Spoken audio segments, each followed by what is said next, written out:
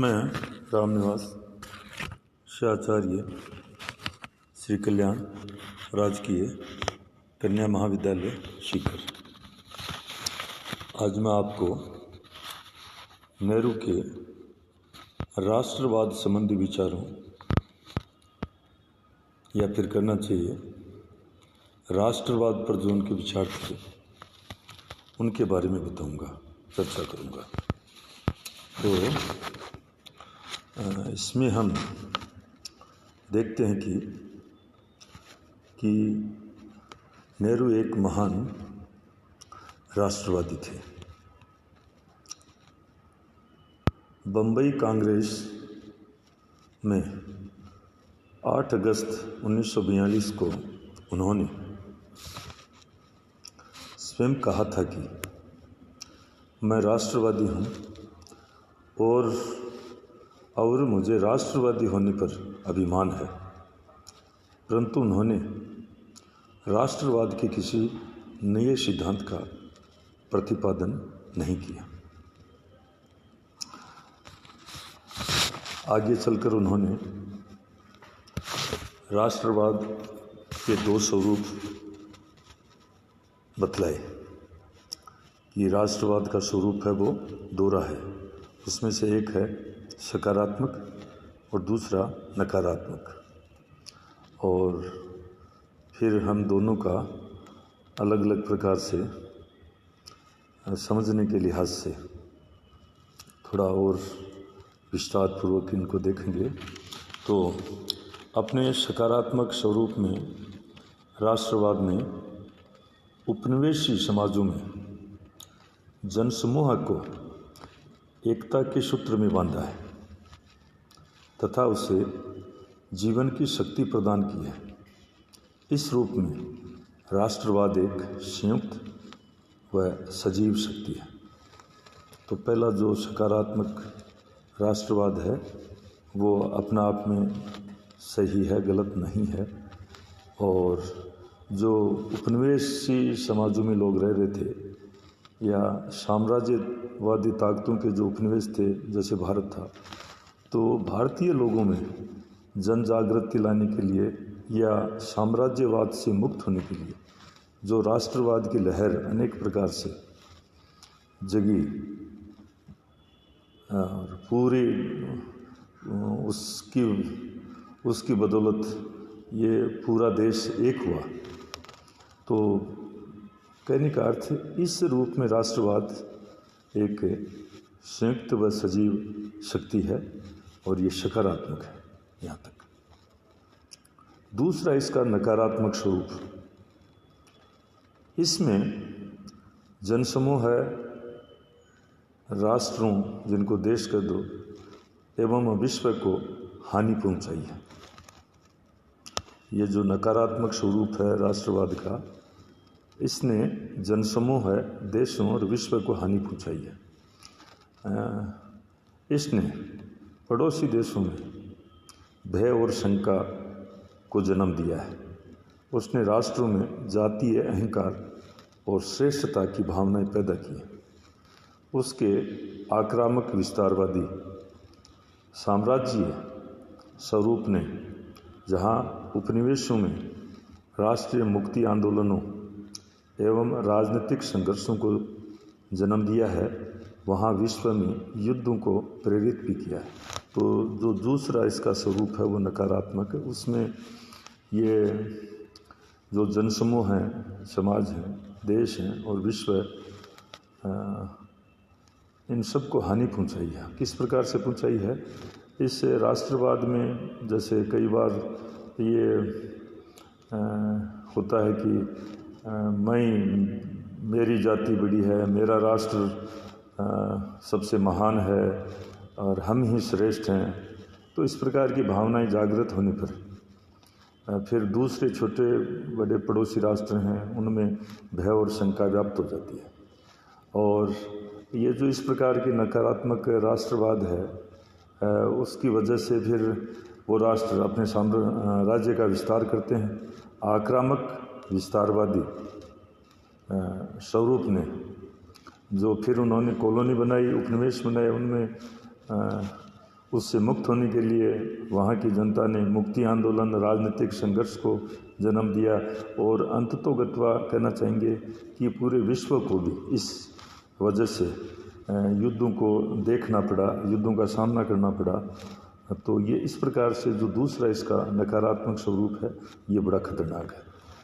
नेहरू ने राष्ट्रवाद के नकारात्मक स्वरूप को संकीर्ण एवं धर्मांध राष्ट्रवाद की संज्ञा दी है। नेहरू का यह भी मानना है कि राष्ट्रवाद एक विरोधी भावना है।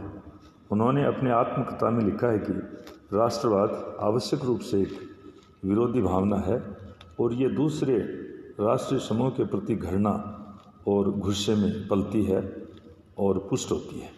तो ये यहाँ पर नेहरू जी ने इसको और भी क्लियर कर दिया। अब हम नेहरू जी का जो राष्ट्रवाद है उसकी विशेषताओं को लेंगे और एक एक करके वो विशेषताएं मैं आपके समक्ष रखने जा रहा हूँ। तो पहली है राष्ट्रवाद के सीमित, उदार एवं संतुलित स्वरूप का समर्थन। नेहरू ने राष्ट्रवाद के उग्र, संकीर्ण एवं असंतुलित स्वरूप का समर्थन नहीं किया है। नेहरू ने अपने लेख संस्कृति क्या है में कहा है कि राष्ट्रवाद एक विचित्र घटना है जो एक देश को इतिहास की एक स्थिति में जीवन, विकास, शक्ति और एकता प्रदान करती है, परंतु उसी समय उसमें उसे सीमित करने की प्रवृत्ति भी पाई जाती है, क्योंकि व्यक्ति अपने देश को शेष सारे विश्व से कुछ अलग समझता है। वह अपने संघर्ष, सद्गुण और विफलताओं के बारे में निरंतर सोचता रहता है, परंतु दूसरों के बारे में नहीं सोचता। सफल होने की स्थिति में राष्ट्रवाद कभी कभी आक्रामक ढंग से फैलने लगता है। आप किसी भी दृष्टिकोण का अनुसरण करें, निष्कर्ष यही निकलता है कि एक प्रकार के संतुलन को ढूंढने की आवश्यकता है, अन्यथा जो चीज़ अच्छी थी वह बुराई में बदल सकती है। बुराई में बदलते समय नहीं लगता इसमें। तो ये उन्होंने राष्ट्रवाद के सीमित, उदार और संतुलित स्वरूप का इस प्रकार से समर्थन किया। दूसरी विशेषता, राष्ट्रवाद के भावनात्मक पहलू का समर्थन। नेहरू ने अपनी रचना पुस्तक डिस्कवरी ऑफ इंडिया, भारत की खोज में लिखा है कि राष्ट्रवाद तत्वतः अतीत की उपलब्धियों, परंपराओं और अनुभवों की सामूहिक स्मृति है। राष्ट्रवाद जितना शक्तिशाली आज है उतना कभी नहीं था। जब कभी संकट आया है तभी राष्ट्रवादी भावना का उत्थान हुआ है और लोगों ने अपने परंपराओं से शक्ति और सांत्वना प्राप्त करने की कोशिश की है। अतीत और राष्ट्र की पुनः खोज वर्तमान युग की एक आश्चर्यजनक प्रगति है।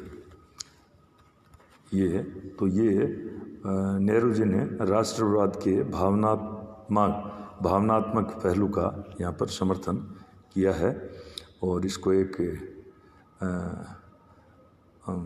वो वर्तमान युग की आश्चर्यजनक प्रगति खोज कहा है कि ये पुराने जो उनकी परंपराएं हैं और हैं तो उनकी पुनः खोज अर्थात उनको आधार मानकर चलते हैं। ये तीसरा इसमें है संकीर्ण राष्ट्रीयता एवं साम्राज्यवाद का विरोध। नेहरू इस विचार से सहमत नहीं कि कुछ तो ईश्वर के प्यारे हैं और शेष सब मलेच्छ या अर्धमानव हैं। उनका मत है कि संकीर्ण राष्ट्रीयता थोड़े समय के लिए किसी जनसमूह में भले ही जोश पैदा कर दे, परंतु वह राष्ट्र और अंतर्राष्ट्रीय दोनों के लिए बुराई है। नेहरू साम्राज्यवाद पर आधारित राष्ट्रीयता की भर्त्सना करते हैं। नेहरू के राष्ट्रवाद में जहाँ मानव मात्र की स्वतंत्रता और कल्याण निहित है, वहाँ उसमें अन्याय, उत्पीड़न और अभाव का निराकरण भी निहित है। इसमें विरोध, विद्वेष, घृणा, अन्याय या अत्याचार का लेश मात्र भी स्थान नहीं है। नेहरू का कहना है कि हम स्वतंत्रता के लिए संघर्ष कर रहे हैं, परंतु हम किसी अन्य राष्ट्र या जाति का कोई अहित नहीं करना चाहते। हम दूसरों पर अपना प्रभुत्व नहीं जमाना चाहते, परंतु हम अपने देश की पूर्ण स्वतंत्रता स्वाधीनता के लिए संघर्ष हेतु प्रतिबद्ध हैं। चौथा, राष्ट्रीय स्वतंत्रता के सिद्धांत का समर्थन। नेहरू राष्ट्रीय स्वतंत्रता को राष्ट्रवाद की प्रथम एवं प्रमुख अनिवार्यता मानते हैं। नेहरू का कहना है कि किसी भी पराधीन देश के लिए राष्ट्रीय स्वतंत्रता प्रथम एवं प्रमुख आकांक्षा होनी चाहिए। नेहरू ने ब्रुसेल्स में 1927 में साम्राज्यवाद विरोधी अंतर्राष्ट्रीय सम्मेलन में भारत की स्वतंत्रता की आवश्यकता पर बल देते हुए कहा था कि भारत की समस्या केवल राष्ट्रीय समस्या नहीं है और वह अनेक देशों को प्रभावित करती है। हमारे देश के लिए ये जीवन और मरण का प्रश्न बन गई है। इसकी पूर्ति अविलंब होनी चाहिए। हम अपने देश के लिए पूर्ण स्वतंत्रता चाहते हैं। हम देश की आंतरिक और बाह्य नीति पर नियंत्रण रखना चाहते हैं। तो इस प्रकार से नेहरू ने राष्ट्रीय स्वतंत्रता के सिद्धांत का समर्थन किया है और अपने विचार बहुत ही उन्होंने अच्छे प्रकार से, व्यापक प्रकार से प्रस्तुत किए हैं इस पर। अगला है धर्मनिरपेक्षता पर आधारित राष्ट्रवाद। नेहरू के इस दृष्टिकोण पर टैगोर के समन्वित विश्ववाद का प्रभाव था। उन्हें महर्षि दयानंद, स्वामी विवेकानंद, विपिन चंद्र पाल, अरविंद के धर्म अथवा हिंदू जाति पर आधारित राष्ट्रवाद से कोई हमदर्दी नहीं थी, लगाव नहीं था। नेहरू का राष्ट्रवादी दृष्टिकोण धर्मनिरपेक्ष था। उनका कहना है कि किसी प्रकार की सांप्रदायिकता प्रतिक्रियावादी होती है और प्रतिक्रियावाद से सहयोग करने के लिए नेहरू तैयार नहीं थे।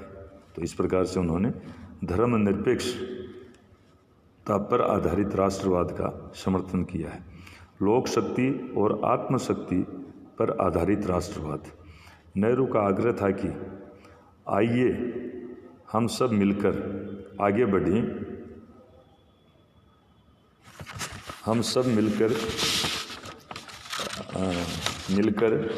आगे बढ़ें और इस कार्य में हाथ बटाएं।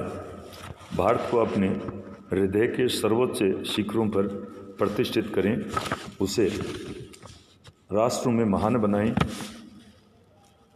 और शांति और प्रगति का अग्रदूत बनाएं। तो ये उन्होंने लोक शक्ति और आत्मशक्ति पर आधारित राष्ट्रवाद का समर्थन किया और उपसंहार या मूल्यांकन के रूप में हम कह सकते हैं कि नेहरू जी का जो राष्ट्रवाद था, उस राष्ट्रवाद से किसी भी प्रकार से साम्राज्यवाद का अर्थ नहीं लिया जा सकता। उन्होंने किसी भी प्रकार से विश्व शांति या दूसरे देशों पर अपना विचार या कुछ भी लादने की कोशिश नहीं की। वो अंतर्राष्ट्रीय शांति के दूत थे।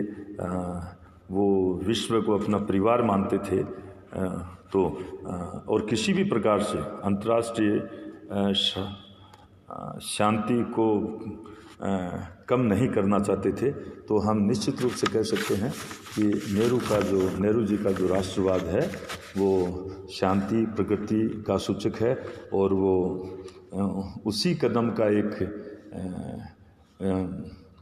उसी श्रेणी या उसी कदम या आगे बढ़ते रहने का एक क्रम है कि राष्ट्रवाद के बिना हम अंतर्राष्ट्रीयवादी नहीं हो सकते।